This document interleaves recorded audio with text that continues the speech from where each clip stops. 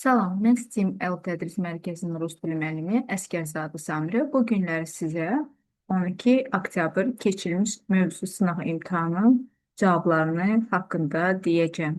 Gəlin ilk öncə suallarla tanış olaq. 1-dən 5-ə qədər sizin dinləmə mətniniz gəlir və hər zaman tələbələrə vurğulayıram. İlk öncə dinləmədən öncə mütləq və mütləq suallarla tanış olun. Əks halda sizin üçün çox çətin olacaq sualları cavablamaq.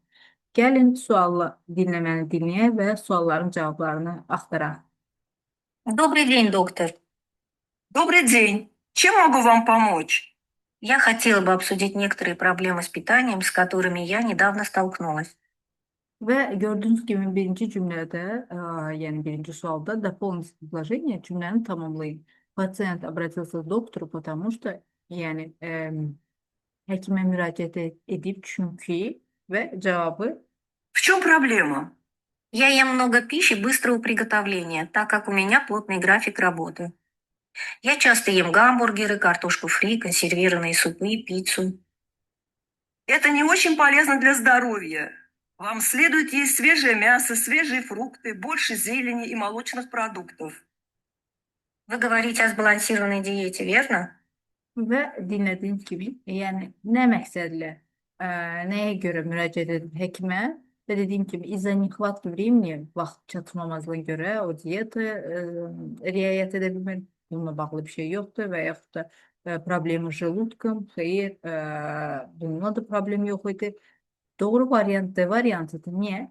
Çünki onun çox çətin bir qrafiki var idi və onun bir problemləri qida qəbulu ilə başladı və əgər dinləməni sona qədər dinlərsiniz, yəni görürsünüz ki, cavab avtomatik olaraq D variantı olur, amma yenə də dediyim kimi dinləməyə davam edək, dinləyək. Именно так. Сбалансированная диета – это система питания, снабжающая организм питательными веществами, витаминами, минералами.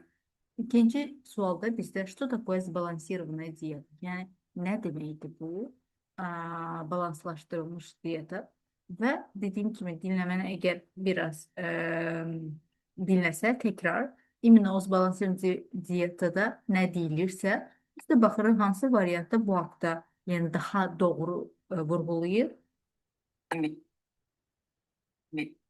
Необходимыми. Диете, верно? Именно так. Сбалансированная диета – это система питания, снабжающая организм питательными веществами, витаминами, минералами, необходимыми для поддержания функциональности клеток, тканей. Avtomatik olaraq bizdə cavab olur 2-də C. Çünki dediyim kimi əvvəl питательные вещества deyib, sonra balans vitaminov, mineralov. Avtomatik olaraq hər üçü bizdə C variantıdır. Və ümumiyyətlə siz balansirованный diyetini eşitdinizsə və sonra o sadalayır, yəni nəyi sadalırsa mütləq və mütləq həmin variantlarda işarə edin ki, o sizə daha rahat olur. Artıq bir neçəsi daha çoxu hansı variantda təşkil edirsə, avtomatik olaraq cavab olur. 2-də variant C. Отдельных органов и системы в целом, которую представляет собой человеческий организм. Для того, чтобы иметь здоровый ум и тело, вам следует включить в свой дневной рацион побольше свежих овощей, домашнее мясо и яйца. Что вы обычно едите на завтрак? Baxın, üçüncü sual deyir, что по мнению диетолога заряжает энергией на весь день? Yəni bütün gün nə enerji verir? Yəni və biz də dinləyək, yəni əvvəl завтрака soruşur, yəni səhər yeməyini soruşur. Чашку кофе с бутербродом. Я советую съедать, по крайней мере, небольшую порцию овсянки на завтрак, так как она полезна для вас. Она заряжает энергией, позитивным настроем на... Baxın, nəyi deyirdi demək? Овсянка, а потом говорит, что она заряжает энергией на весь день. Yəni sırf imенно овсянkadan söhbət gedir. Sonradan fərqli-fərqli ərzaqlarda sadalayır, amma imенно овсянка заряжает энергией на весь день. Avtomatik olaraq 3-də B cavab olur. Весь день. Выпивайте стакан апельсинового сока, съедайте парочку домашних яиц, варите их или делайте яичницу. Что вы едите на обед? Baxın, indi artıq diyetolog soruşur, bəs nahar yeməyini nə edirsiniz? Yəni abed nə edirsiniz? Və orada artıq sadalayır və dediyim kimi onun sadaladıqlarını siz mütləq və mütləq işarə etməlisiniz. Əks halda sizin çətin olur. Çünki siz bunları çoxunu eşidə bilərsiniz orada. У меня не так много свободного времени в течение дня, поэтому я просто покупаю консервированный суп и какой-нибудь сэндвич в кафе. Bakın konservinin sup artık bizde 7 de var, adı da var. İyidir какой-нибудь sandviç. Ha, konservinin sup alttan çektim. Burada da çekebilirsin ve sonra deyir, ha, sandviç avtomatik olur. Sandviç işaretse avtomatik olarak 4'te olur A cevap. Вам нужно обязательно бросить привычку есть вредную пищу. На обед съедайте порцию свежего салата и куриную или рыбную котлету с рисом. Выпивайте стакан черного или зеленого чая. И съедайте кусок сладкого пирога или плитку шоколада. Разве сладкое не вредно для здоровья? Плитка шоколада при повышенных нагрузках и в экстремальных 5'te değil doğru cevap. Bize 5'te doğru cevap D variantıdır. Ve şokoladdan söhbət gedir və deyir ki, это не вредно, yəni şokolad ziyanlı deyilmi? Və dinləyək nə deyir bu haqda? условиях лучший помощник для организма. Польза шоколада заключается в том, что он способен снять чувство тревоги и смягчить депрессию. Спасибо за советы. Baxın, şokoladdan söhbət gedir. O bəzən bizə əhval-ruhiyyəmizi düzəldə bilir, həyəcanımızı azalda bilir və yaxud da dediyim kimi yardımcı olur azaltmağa həyəcanını və tam-tamına o deyilmir, amma ona oxşar cavab D variantıdır. Yəni bir dəfə də istəsiz dinləyək.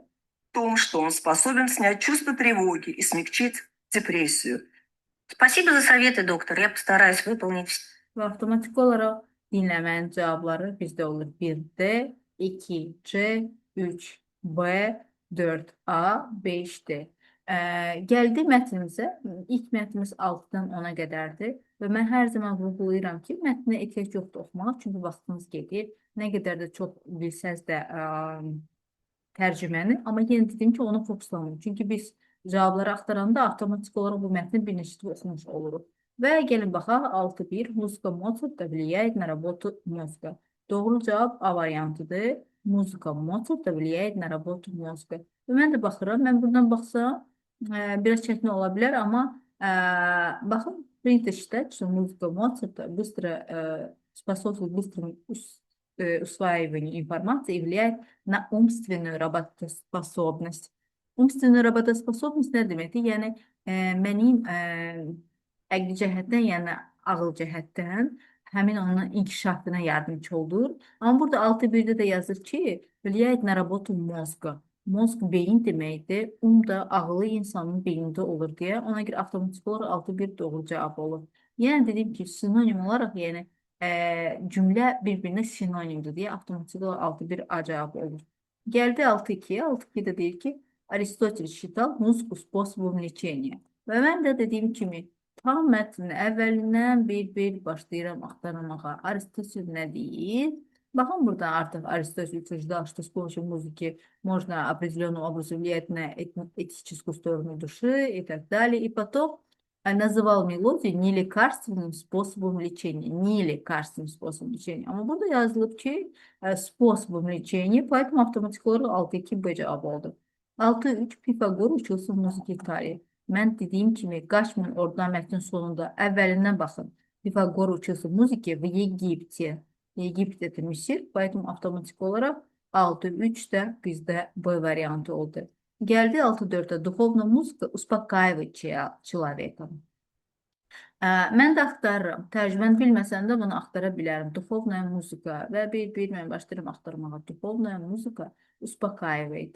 Mən də axtarıram. Duhovna muzika. Ага, а вот духовно-религиозная muzika восстанавливает душевное равновесие, дарит чувство покоя. Дарит чувство покоя, yəni sənə o rahatlıq hissi verir. Bu da deyir, успокаивает. Yəni eyni şeydir. Покой, успокаивает. Avtomatik olaraq 6.4 bizdə A olur. Tərcümənimizi daha rahat olur, amma yenə dediyim kimi bir ipucu olaraq, ona oxşar söz olaraq biz tapa bilərik. Gəldi 7-ci cümləni tamamlamaqdır. Ученые рекомендуют слушать классическую музыку, потому что, yəni alimlər məsləhət gördülər klassik musiqi dinləmək. Çünki mən də axtarıram cavabı. 7-də. Ученые рекомендуют слушать классическую музыку. Ученые, alimlər bizim hardadır ученые? Bir bakalım. В наше время западные ученые проверяли, некоторые мелодии обладают сильным терапевтическим эффектом.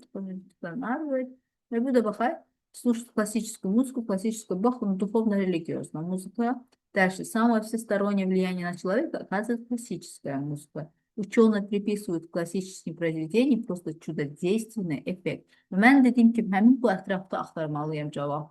Əgər klassическая muzika budur, что она? Ученые приписывают классическим произведениям просто чудодейственный, yəni möcüzəvi bir effekt.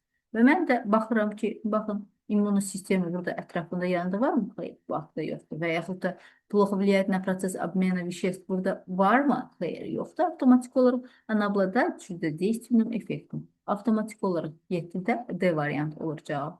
Geldi 8'e. Yukarısı утверждение соответствующее содержанию текста. Yəni mətnin məzmununa uyğun olan cümlələri bir-bir aktarmalıyıq. Atıram, Aristotel проводил занятия математикой под музыку. 8'de. Ama тут что написано? Проводил просто. Тут написано, Пифагор учился в музыке. В Египте сделал музыку предметного детали. Известно, что проводили занятия математикой под музыку. Ama değilmir, yani bunu Aristotel edip, buna göre ben doğru cevabını götürebilmem. Б.Д. Религиозная музыка положительно влияет на душевное состояние человека, yani dini müzik müsbət təsir edir. Ну, давайте посмотрим. Религиозная muzika bayağı bizde burada gördüğümüz gibi, dediğim gibi.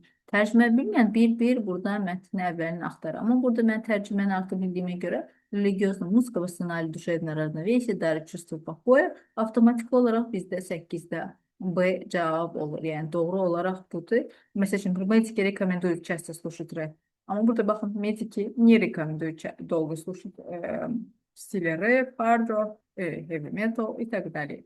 Buradan atıram, bakın, не рекомендуется слушать произведения Вивальди, Бетховена, Моцарта. Ama burada bakın, больше всего разговор ведется вокруг творений, таких как признанный гений Вивальди, Моцарт. Yani в смысле нужно их слушать. Поэтому автоматически orada 8B cevap. Какой музыкальный инструмент является лидером по воздействию на состояние человека? Mən də bilmirəm cevabı. Mən də baxıram, baxın. 9'da bize C варианты. Среди музыкальных инструментов можно выделить лидера по воздействию на состояние человека. Это organ. Biz mətni dediyim ki, bir neçə də oxumuş olsa sonuna qədər cavablar axtaranda avtomatik olaraq cavab bizə tapmağı daha rahat olur. Atıram, bu sözü mən hardasa artıq videoya görmüşəm. Gəldi 10-cu suala. Deyir, на какие вопросы нет ответа текста. Yəni hansı sualların cavabı mətnin içində cavabı yoxdur. Onda bizdə 3-4'də cavab. 3'te bakın, какие произведения Моцарта известны. Hansı əsərləri, произведения ya da əsərlərdir. Какие deməyəndə, çox vaxt bu suallar olanda, verna, neverna olanda, əgər какая falan olursa, atıram burada janrı da. Mən də baxırım, janrlardan var da, bayaqları var. Baxın, janrı, мы же знаем рэп, там, не знаю, heavy metal, классический там жанр и так далее. Ama burada, значит, bu cevabı var burada. Burada какие произведения? Dırnaq içində mən hansı əsər gördümü bu mətnin içində? Dırnaq içində hansı əsər? Yəni əsərlərin adları, yəni bizdə böyük hərflərlə yazılardı, amma burada belə bir şey yoxdur. Avtomatik olaraq 3-cü sualın cavabı bizdə yoxdur. Dedik, почему Aristotel проводил занятия математикой под музыку? Bəli, bu burada var, amma bu Aristotel haqqında deyilmir. Что он проводил занятия под музыку. Baxın, Pifagor, и потом там проводили математикой под музыку. Ona görə 4-cü sualın cavabı da bizdə burada yoxdur deyə. Ona görə avtomatik olaraq 3-4 olur cavab. Gəldik ikinci mətninə, 11-dən 15-ə qədər. İkinci mətndə dediyim kimi cavablara baxaq. 11-1. 11-1-də bizdə A cavabdır. Первая дорога общественных пользований с пассажирским движением открылась в 1830 году в штате Мэриленд. Bu cür cümlələr olanda mən mətndə həmişə illərə baxıram və baxın, первая дорога общественных пользований с пассажирским движением открылась в 1803 году в штате Мэриленд. Avtomatik olaraq cavab bizdə A variantı olur. Gəldi 11-2-yə. 11-2-də deyir, первые ледниковые железные дороги на паровой тяге для промышленных нужд появились в США. Первые ледниковые железные дороги. Первые короткие железные дороги на паровой тяге для промышленных нужд появились в США. Первые короткие железные дороги, а вот тут нужно первые ледниковые железные dorogi. Ona görə avtomatik olaraq 11-2 bizdə səhv cavab olaraq götürülür. 11-3-də 11-3 bizdə B variantıdır və в 1815 году отсталого транспорта одновременно и удобного, и быстрого, и дешевого не существовало. Yəni yox idi. Həm inkişaf etmiş, həm rahat, həm sürətli, həm ucuz. Mən də baxıram, bu haqda burada bizdə harda yazılıb. Baxın, mən də baxıram burada bir axtarıram. Там к времени развитого сухопутного транспорта одновременно и удобного, и быстрого, и дешевого не существовало. Развit ne demek? İnkişaf etmiş. Ama atstalı olsa artık sinonimları öğrense orada biz biliriz ki bunlar birbirlerine sinonimlarda oxşar sözler hansıdır da inkişaf etmiş. Geride kalmışlar da hansılardı. Bunlar avtomatik olarak birbirlerine antonim olurlar. Atstalı geride kalmışlar, развит de inkişaf etmiş. Ona göre avtomatik olarak 11.3'te bizde səhv cavabdır. 11.4 А cevap bir первая железная дорога связала промышленный центр Манчестер с портовым городом Ливерпуль. Первая железная doroga, yani связала с чем? Ben de bir aktarıram. Bakın, первая железная дорога между относительно крупными городами была открыта в 1923 году, и она соединяла промышленный центr Manchester с pортовым городом Liverpool. Buna göre 11.4'te biz aralarında farklı cümlelerde olsa, sözler olsa da, söz birleşmeleri olsa da ama yine de cevabı olarak inkar etmiyor ki. Ona göre doğru olarak variant götürülüyor. 12'de deyil дополните предложение, yani cümlenin tamamını. Первая в мире железная дорога общего пользования с паровой тягой была построена. Cevap bizde nedir? Haritadır bu. Первая дорога. В каком году? Bakın, первая в мире железная дорога общего пользования с паровой тягой была построена в Англии Джорджем Стефенсоном в 1825 году, 1825 yıl. Buna göre avtomatik olarak 12'de bizde cevap C variantı olur. 1825 yıl. Geldi 13. Противоположный. Противоположный по значению слова сухопутный. Yani quru yoldan söhbət gedir. Avtomatik olarak tərcümə edilib isə водный olur. Su nəqliyyat yolu ilə olur. Parnoy, земной, лесной. Земной atran ilə bağlıdır. Влажный, yəni nəmişlik deməkdir. Лесной meşə ilə bağlıdır deməkdir. Və parnoy da artıq avtomatik olaraq bilir. Avtomatik olaraq bir-birinə əks, protivopolojni əks mənalı deməkdir. Ona görə olur A variantı водный. Geldi 14'te. Почему общественность не принимала паровые машины, не qəbul etmedi. Ve bu 14'te de bizde A cevaptı. Deyir, общественность почему не принимала. Gene baxaq. Однако общественность считала паровые машины сынами дьявола, и что путешествие на них, кроме сотрясения мозга, ни к чему не приведет. Yani onlar düşünür de bu dinin necə deyirlər, beynin sotrясение mozga gətirib çıxarda biləcəklər deyə. Söz indi dil yadıma düşmədi. Deməli, avtomatik olarak burada bakın. Почему общественность не принимала паровые машины? Tam cevap yoktu ama yine de bakın burada yazıp ki общественность считала паровые машины сынами дьявола. И это приводит к сотрясению mozga. Buna göre doğru olarak cevap bizde A variantı olur. Çünkü dediğim gibi her zaman cümləni axtarırsınızsa siz həmin ətrafın içində axtarmalısınız. Yəni uzağa getməməlisiniz. Və çox rahatlıkla cevabı axtara bilərsiniz. Deməli. 14'te bizde cevap oldu A. Yani daha doğru da desem dediğim gibi beynin silkələməsi. Bax, indi bildim, beynin silkələməsinə gətirib çıxardır deyə. Ona göre artık onlar qəbul etmirdilər paravoy tipli maşınlarını. Geldi 15. 15 bizde ne deyir? Слово общественный teksti означает. Yani mənası nədir? Bu tələbələr üçün ən çətin suallardan biri sayılar. Çünki mənasını bilməlisən. Ama bizde burada 15'te doğru cevap olarak 1 ve 4'tür. Общественная organizasiyasında bir yardımcı olarak size ipucu veriblər. İctimaiyyət olan organizatsiyalarda söhbət gedir və baxın, общественная организация və 4'te передовая часть общества, которая выражает его мнение, yəni onun fikirlərini bildirən deyə avtomatik olarak bizə bir ipucu olarak bununla bağlı 1 ilə 4 olarak cevap olur bizdə 1, 4. Mətnlərimiz tutardı. 16'dan 20'ye kadar bizim qrammatik suallarımız gəlir və qrammatik suallarını tanış olaq. İlk 16. sual bizdə dialogdur və mən dialog yaratmalıyam. Bizdə hazır cümleler var, ama biz əlavə etməliyik və deyir ki, здравствуйте, я хотел бы изменить визу. Mən də bilmirəm burada nə cavab yazıyorum. Mən də baxıram variantlara. 4 ilə başlayan var, 3 ilə başlayan var. Əgər o salamlaşırsa, здравствуйте, mən istəyərdim vizanı dəyişdirməyə. Avtomatik olaraq mən də baxıram, harada burada salamlaşırım? 4-cüdə. Добрый день, по какой причине, hansı səbəbə görə добрый день deyir. Və baxın, ikiyə də baxın, до свидания. Yəni, sağ olun. Onları da çox fikir vermək lazımdır. Добрый день, по какой prичине? Mən də baxıram, A ilə D-də 4 ilə başlayır. Avtomatik olaraq bütün variantları silirəm və sadəcə A ilə D variantı baxıram. Amma bir variantda 2 ilə başlayır, o biri variantda 1 ilə başlayır.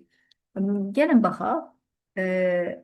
Добрый день dedi. Я бы хотела изменить визу. O da автоматически добрый день. По какой причине? O da dedi ki я поступил в университет и буду учиться в этой стране еще несколько лет. Yəni universitetə qəbul olmuşam və bu həmin ölkədə bir neçə ildə hələ oxuyacağam.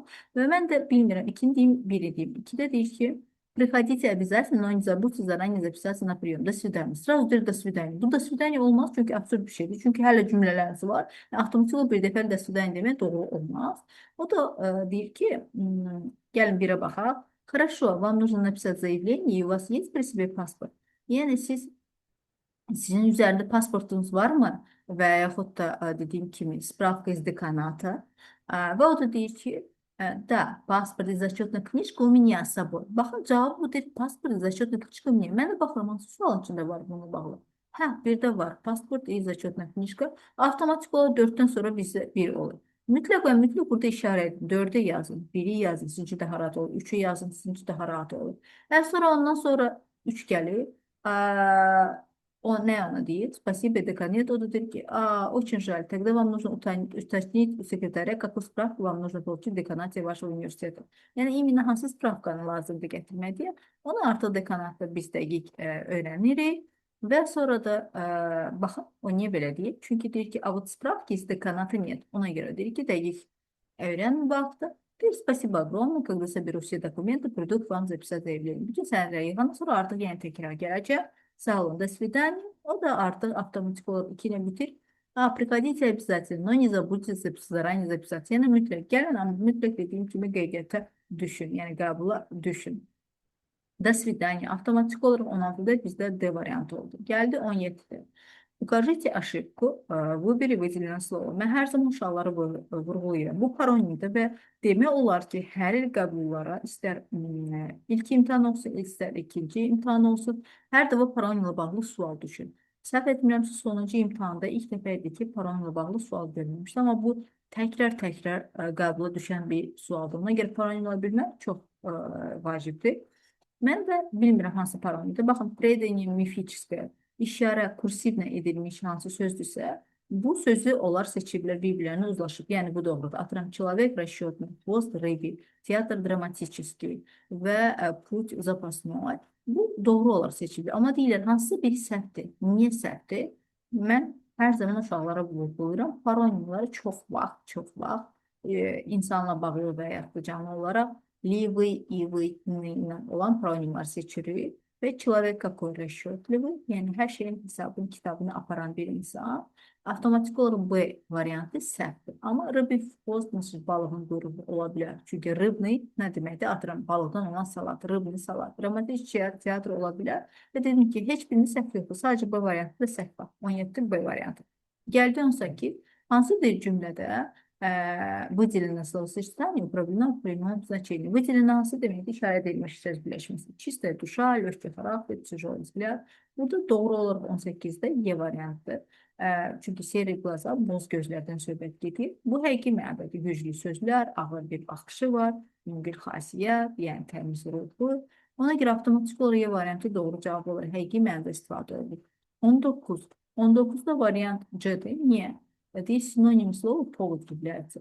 Çünki kitabların sonlarında sinonimlər var. Hansı ki, siz çoxunu əzbərə bilirsiniz, sizin işinizi daha rahatlaşdırır. Çünki çox vaxt bu tipli sualları mətnlərin içində görürük. Amma dediyim kimi, biz variantların içində də bunu görə bilərik. Sayüz bağlacı deməkdir. Ona görə avtomatik olaraq bu olmaz. Bir bəhanə mənasında tərcümə olunur. Ona görə predlog, prичина, povod. Bunlar hamısı səbəb, bəhanə olaraq istifadə olunurlar. Qalan heç biri olmaz. Atıram, дело iş deməkdə avtomatik olaraq gedir. Sayıd bayaq dedim ki, случай hadisə də avtomatik olaraq gedir. Следствие hansı istintaq aparırsan, sonra istoriya, tarix deməkdə, ona görə heç biri artıq avtomatik olaraq getməz. Gəldi 20, ukarıcı отвечающий slovo və uşaqlar çox vaxt deyirlər ki, mən bu nə deməkdir? Fərqlənən bir söz istəyir sizdən. Mən də bilmirəm, fərqlənən söz nəyə görə ola bilər? Mən hər zaman uşaqlara vurğulayıram ki, sonluqlara baxın. Əgər sözlər hamısı isimdirsə və sonluqları nik, çik, şik, is, sel bitirsə canlı cansızdır. Və yaxud da məhk znaklandırsa kişi cinsi, qadın cinsi söhbəti və burada fərq edən söz bilmirəm. Mən demişim çox vaxt o yeni bitən sözlər xaricdən alınan sözlərdir, xallanmayan sözlərdirlərdir. Və mən də baxıram ki, burada dediyim kimi slovo söz deməkdir, utra səhər, dobro xaslıq, delo bir iş, qaldı bir xarşı. Avtomatik olaraq xaricdən alınma sözdür və mən avtomatik olaraq onu götürürəm. Və uşaqlar çox vaxt deyirlər, mənim bu sözlər hardadır? Yenə dediyim kimi kitabların sonlarında həmin bu sözlər var. Və xarçı da bizdə yemək adıdır. Yəni şorba mənasındadır. Gürcü şorbasıdır, səhv etmirəmsə. Bu da xaricdən alınma sözdür, bizə aid deyil. Avtomatik olaraq 20-də də variant olur. Gəldi essaya 20 sual qutardı və siz də bilirsiniz, essa həlli qabulda düşüb və 2 sual verilir. İstədiyiniz sualı seçirsiniz və 150-200 arasında limit olaraq siz öz fikirlərinizi ifadə edirsiniz. Belə, bu qədər.